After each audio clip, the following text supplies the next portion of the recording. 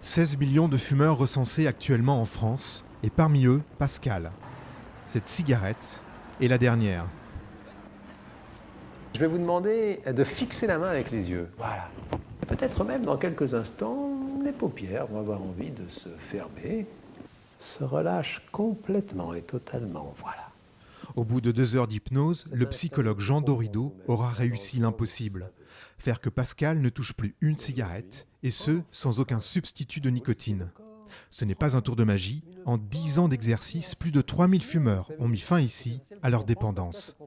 Pourquoi est-ce que vous fumez? Il faut qu'il y ait un désir et à ce moment-là, l'hypnose, je dirais, a cette propriété étonnante de mobiliser, je dirais, toutes les ressources conscientes et inconscientes pour rendre ce désir possible. Ça aide le fumeur, je dirais, à changer de paire de lunettes, quoi, et du coup à voir ce petit rouleau de papier tel qu'il est vraiment.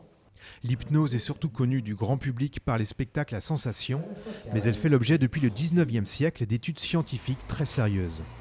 Première consultation de la journée pour ce généraliste, le docteur Geoffrey se rend dans une maison de retraite voir un patient qu'il connaît bien. Ce monsieur, il a une douleur abdominale chronique depuis plus de 10 ans. Le docteur va soulager les douleurs de son patient. Bonjour monsieur Porcher. Bonjour docteur. Sans médicaments. Vous allez pouvoir fixer cette image en face de vous. Durant une demi-heure, Mathias Brochet, âgé de 80 ans, va voyager dans son passé en revivant les moments joyeux de sa vie. Je suis au printemps, Oui. j'entends des oiseaux qui chantent.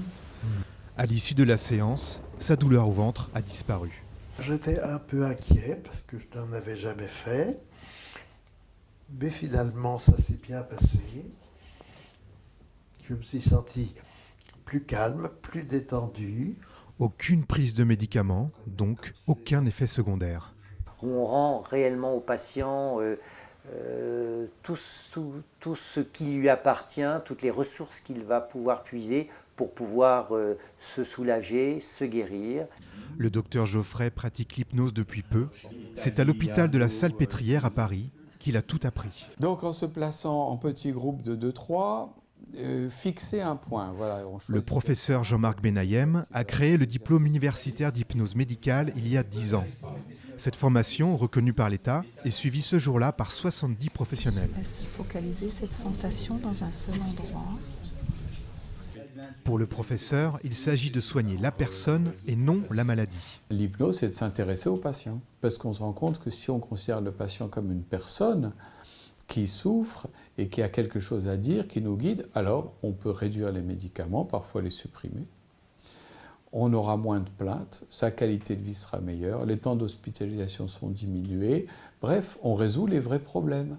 Gynécologue, anesthésiste, psychiatre, infirmier, ici chacun pourra appliquer cette méthode à différentes pathologies. Chaque année, ils sont de plus en plus nombreux à étudier l'hypnose pour redonner au patient la maîtrise de sa santé.